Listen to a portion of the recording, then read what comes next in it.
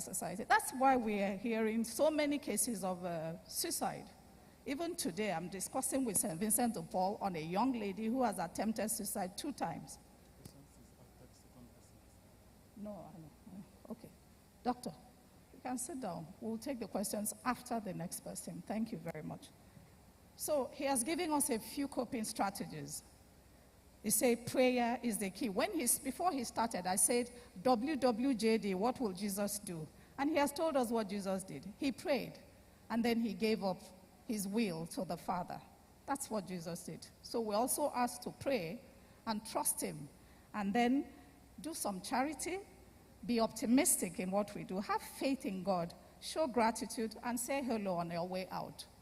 At this point, I'll call on the second speaker. We'll take the questions at the end of the 2. So if you have them, not just questions, comments. I'll call on CWO, Mrs. Uche Okafor.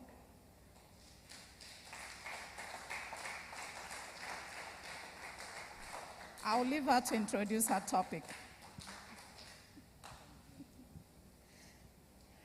Good evening, brothers and sisters.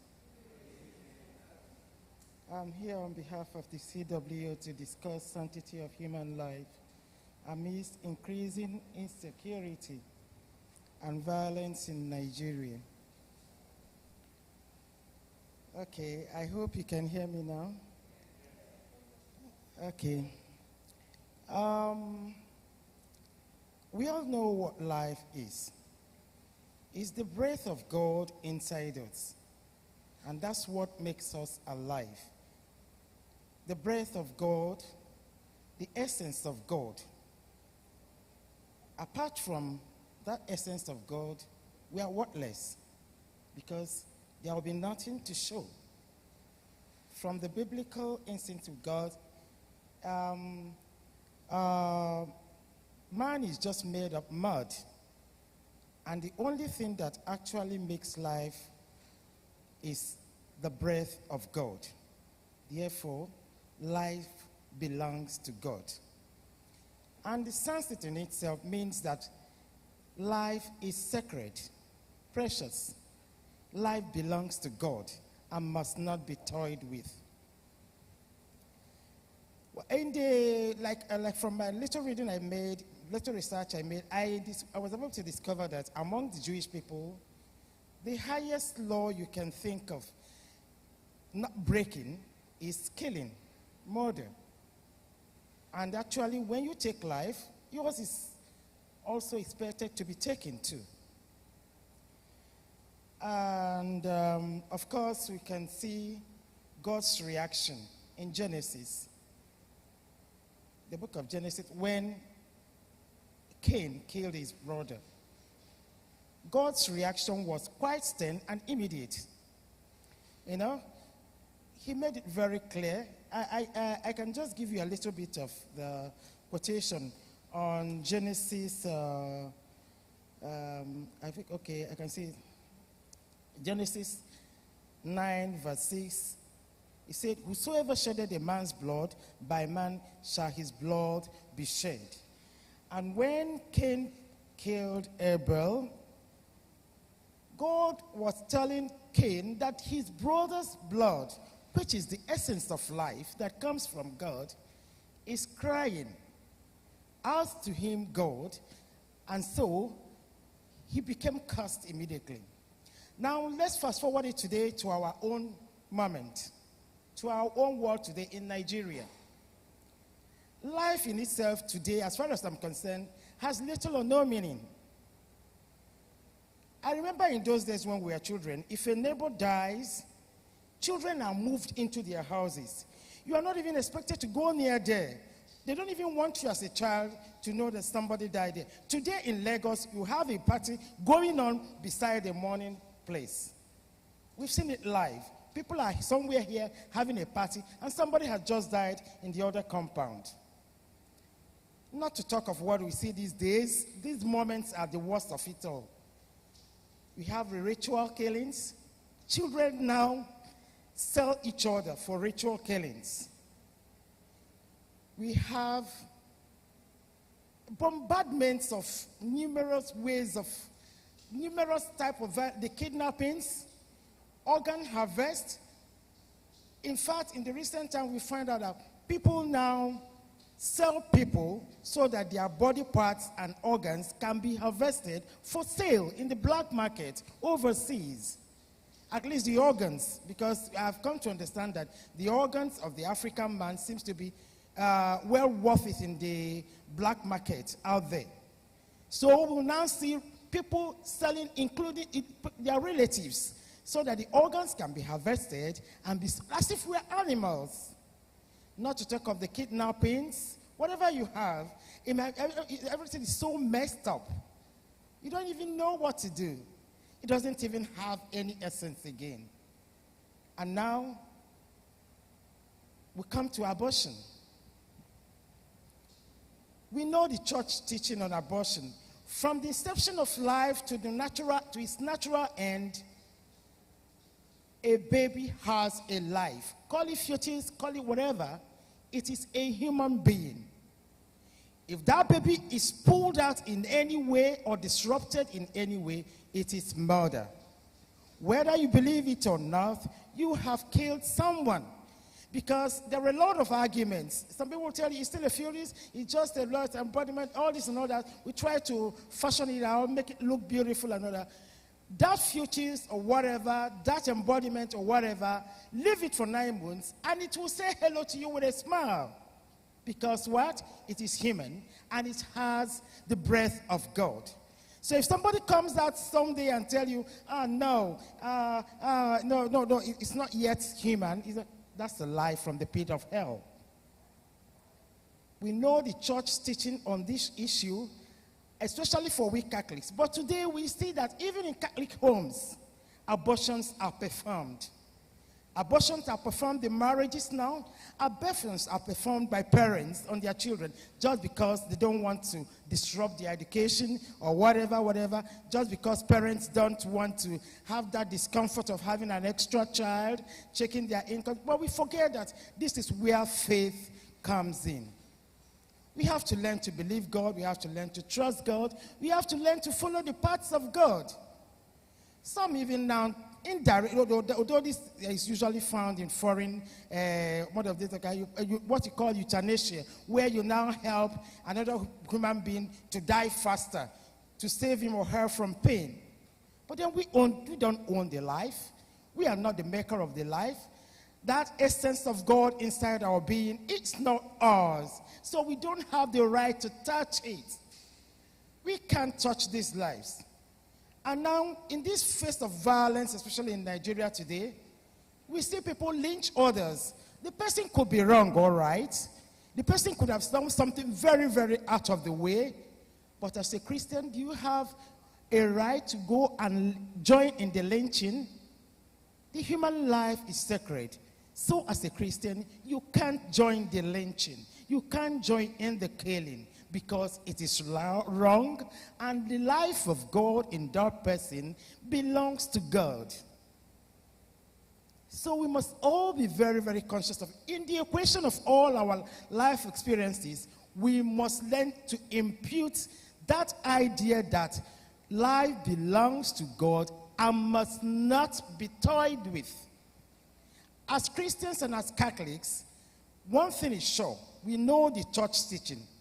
It might not be so easy to practice, especially when it comes to contraceptives and all this stuff. The one the church has, I hear, is just about 83%, effective. But then, that's where faith comes in. Come to think of it, nothing in life is easy. And if you must live as a Christian, you have to impute a lot of sacrifice to your daily living. And that includes this idea of contraception and all. And to think of it, let me tell you, a lot of the feminine cancers we have today erupts out of the clinical position of the contraceptives that are in the world. But the pharmaceuticals will not tell us. The church position is quite clear, and it is for our own good. But it takes a lot of sacrifice, and those sacrifices must just have to be made. We have to learn to be concise in our thoughts and to always learn to stick it out to the God's own variations. We have to learn to stand on the side of God when it comes to life. We have to learn. We have to work harder to it. A part of our conversion is everyday learning of leaning on God and our faith. Leaning on God and being able to say, it is not easy, but because God is concerned, I have to try. And that is where I want to stop now. Thank you very much.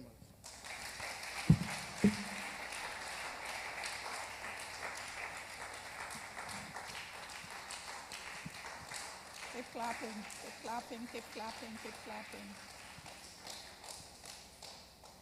Father, don't be threatened by my sister, because she can talk from the pulpit any day, anytime.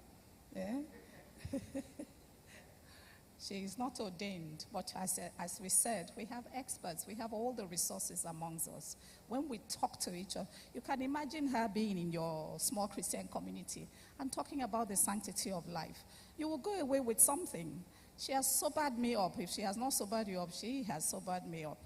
You know, if not for the sobering thought process of her talk, we'll say, let's listen a bit more to her. Abby? Exactly. So thank you so much, my sister, for handling it so well. Because from Genesis, even to the New Testament, it says all human life is created by and from the hands of God, and therefore are precious. So let's take away that. So at this point, I'm going to give opportunity for us to ask questions. It'll be a 10-minute exercise. Ask questions or make comments. Doctor, I hope you're on standby to defend your position. And then my sister, I don't have any problems with her. She will defend it stoutly. Yes. Ojo. Good evening, everyone, and thank you very much to the speakers. So I have a question to Madam. You mentioned that the contraceptive method that the church teaches is 83% effective. So there's a 17% chance that there could be a failure. And you've asked us to lean on God. What does that mean? Okay. Leaning on God means having that faith that God will help you. And I'm talking out of experience. A lot of times, you find out that, especially for married couples, it's not that easy. Sincerely, it's not. But you've got to believe God that He will help you. You've got to believe God. You do your own part of it. You have the Billings method. I used it. It's not a tea party, but where you now have to lean on God. And I always tell my friends, lean on our Mother Mary. It doesn't sound so scientifically balanced. But sincerely, my sister, it works. That's what part of religion is all about anyway. Faith of things you do not see. Faith of something you do not see. You know, faith is abstract. So you've got to believe, and you've got to be prayerful. For a young woman, and I am, like I said, I'm talking of experience. A lot of times, because it's just 83%, and that 17% is quite high, and you don't want to have more babies, sometimes you just get disillusioned. Am I sure this thing is going to work? But like I said, that's where faith comes in. And I keep on telling my friends, like I always say, tell our Mother Mary. And I will always say, Mother Mary, please, can I just not have another one? You know? You understand? But, for a Christian, everything is not mathematical, where you just put one and one and everything. So you've got to believe and you've got to have faith. Thank you. Thank you so much. Thank you so much. So life is not balanced, but God is. God is ultimate. He says, even the first speaker said what? Prayer is the key. So let's have faith and let us pray. Yes, please. And I just wanted to add to that, in addition to that, there's also accepting God's will. That's the end part of having faith. Because sometimes what we think is what is right, or what we think is what it is that we want, is not aligned with God's will for us. So in leaning on God and having faith, you should also be ready to accept whatever God sends. Thank you. Thank you so much. So acceptance is also the terminal part of faith. Sometimes we pray and pray, God give me this thing. He answers all prayers, Abi Father, in 3 ways. One, he says, take it. The other, he says, wait a bit. And then the other one says, no, it's not good for you. And eventually you will find out. God is perfect and his plans are perfect. Okay, it's still on contraceptives. I watched a documentary the other day about a lot of children languishing in poverty in Philippines. And this issue of contraceptive was a big topic. You know, the women, they just have children like rats, you know. And majority of them are Catholics, you know. And what they're saying is that, I mean, how bad can contraceptive be in such a situation? Because these people are quite very poor, and they keep having these children, and these children are really suffering. So my question is it really worth it to bring a child into a life of that abject poverty, that there's no hope? And most of these children died on the roadside. I mean, I don't know. So what would you say in such a situation? Thank you. Father, you want to help us? Sorry, I'm forced to stand on this, please. When the church talks about contraceptives, it is not only one party that is supposed to adhere to it. It takes two to tango. So both parties are expected to heed to what the church is saying. Not just, you go study the thing, make me there. And when the thing times come, my body doing like this. Too often I need to understand the whole thing. So it is not the case whereby those who are poor, for them, it is because ignorance is what they have chosen, the path they have chosen to follow. But if they've chosen the path of knowledge, I'm sure what the church is teaching, if you adhere to it, 80%, 90%, it will be effective. Knowledge, they say, is power. Once you have that knowledge, you're on your bicycle to heaven. That's what I would say. Thank you. Knowledge and cooperation. Glory to Jesus. Mine is still on contraceptive and the church's position, the billings method. Like she said, 83%, 87% effective. But like Father said, it takes two to tango. What I'm trying to arrive at is the sacrifice. Human beings are not animals. And that is why we encourage our men to get closer to what the church is saying. If you look around, you will see that there are maybe more women more than men in this arena. So for Billings' method, if men avail themselves of being consecrated to Saint Joseph, then we know that he was a chaste man, a chaste spouse of our Mother Mary. And what does that mean? A lot of sacrifice. Just a 2-day sacrifice or 3-day sacrifice. You learn it, you understand it, you agree with your husband, and it is done. So brothers and sisters, the church's method is achievable. But it has to be the two parties understanding what their faith is, understanding the sanctity of life, and also going for help. That is going to Saint Joseph. Let him read about his life. You will know it is easy to abide by church's teaching on contraceptive. Glory to Jesus. Honor to Mary and Joseph. Thank you so much. Mr. Kafo, are you going to contradict your wife? Glory to Jesus. I know that when they discuss contraceptive, the whole house will go uproar. with so many reactions to begin to come. The truth of the questions, the reactions we have to what I want to respond to. Somebody talked about the Philippines and the number of children who are uncatered for. Somebody asked the gap, because we don't have 100%. Of course, these statistics, it could be, some people it will be 100%, but some people for other trial errors, for difficulties of implementation, some mistake somewhere, you record something outside what's expected. That accounts for the gap. Now, somebody raised a question as to what alternatives we have.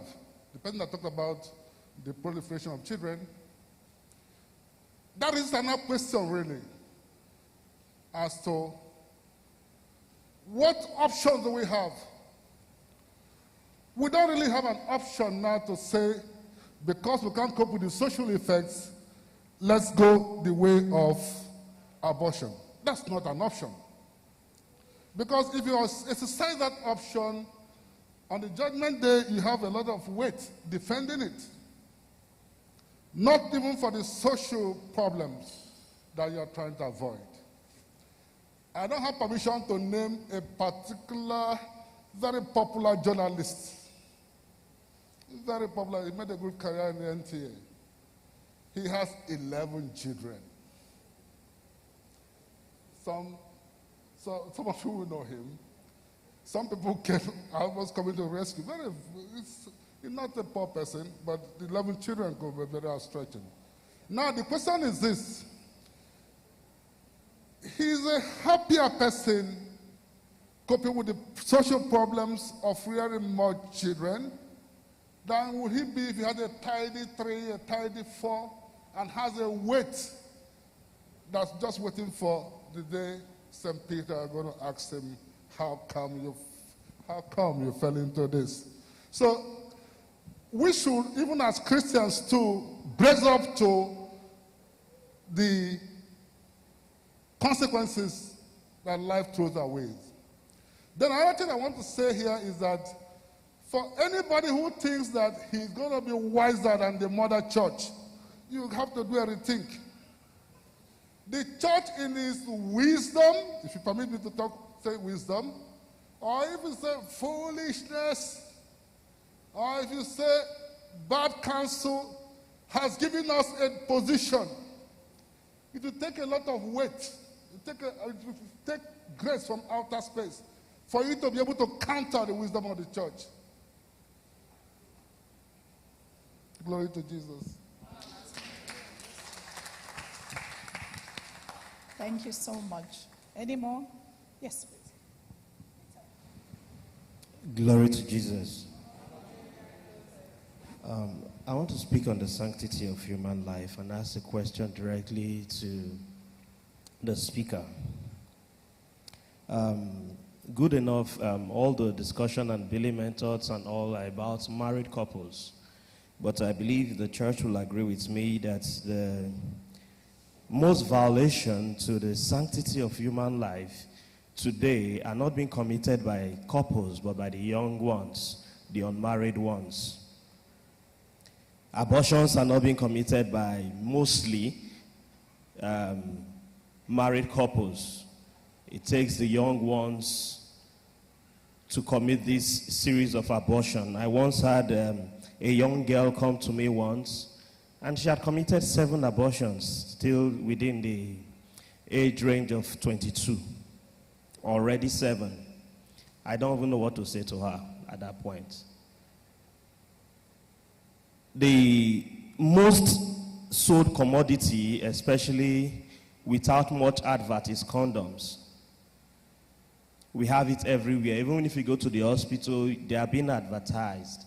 They want you to use it. One is to prevent disease, yes. But as a church, what is our stand? Do we preach abstinence and then practice the use of condom, which is in the church's position out of it? How can we curtail this as a church? What are we teaching the young ones? Are we teaching them to abstain, or we are teaching them to, how will I put it now? To use an alternative? Because we are parents, we know this, how will I put it now, this scandal of abortion or scandal of teenage pregnancy, what it does to family and what it does to our reputation. That's why, as she said, we parents, or most parents, are the ones even taking their children to carry out this abortion. So as a church, what are we going to do about this? Because the billing method won't work for young people who are not married. It's for married people. So what is the position of the church towards these young people that are violating the sanctity of human life nowadays? Glory to Jesus. Father, this is directly to the church. I'll give the question to you. The church already has a stand. So what else the signs are already written there, in the CCC and teachings of the church. The church does not support it. So anybody who is indulging in it means he or she is not adhering to what the church is teaching. So that's why the church wants us to be knowledgeable. The church has given us all these things in black and white for us to read and understand. Where you are not understanding it, ask questions and it will be clarified. So what you're asking now is like something that's already stated, and we are asking what is the church's stand. The church's stand is simple. No abortion. If you are carrying your child or your daughter or whoever to do abortion, it means you are helping the person to commit sin, which is simple. So the church has a stand. No use of contraceptives. Understand what the church is teaching as regards Billings method and other methods that the church has given to us on how to keep ourselves by abstaining and other things. So that is what the church wants us to know. So I don't know what you are asking for again. No. Thank you very much, Father. The last question, yes. Is it on same thing? Thank you. Glory to Jesus. I think what Brother Peter is saying, that maybe the church could help the younger ones by running more programs, telling them about abortion. We focus more on other things than these young ones. We have to catch them. This is the time to catch them. If we leave them, they will go astray. So we have to do more programs, teach them, maybe in one way or the other, for them to. Thank you. Good point. Thank you so much. I wish we could stay a bit longer, but we have other programs. Yes.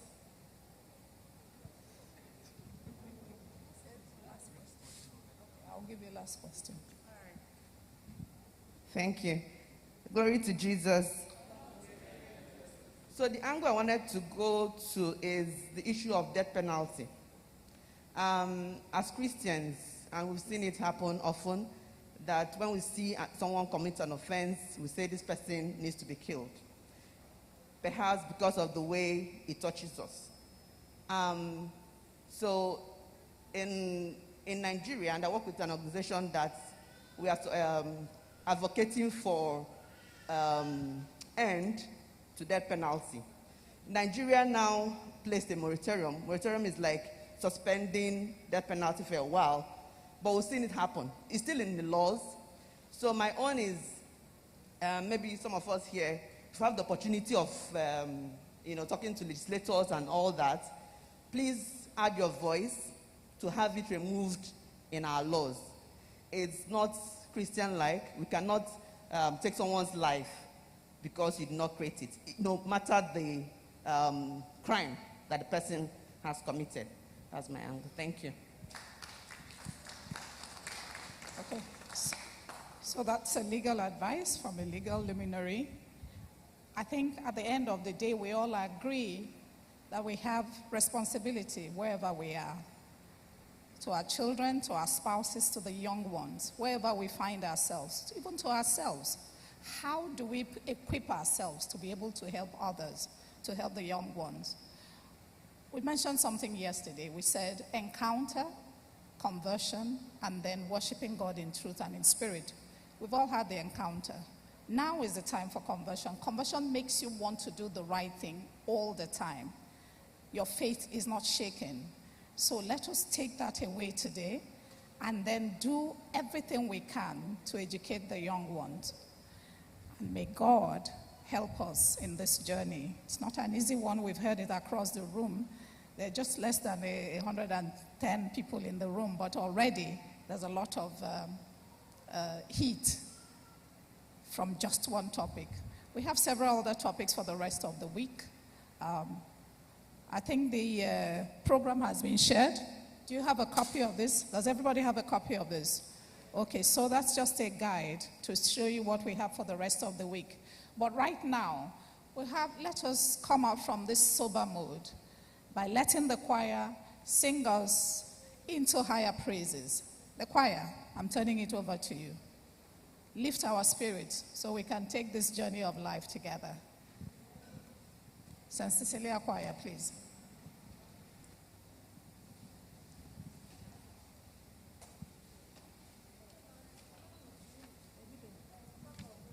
Hymn 517.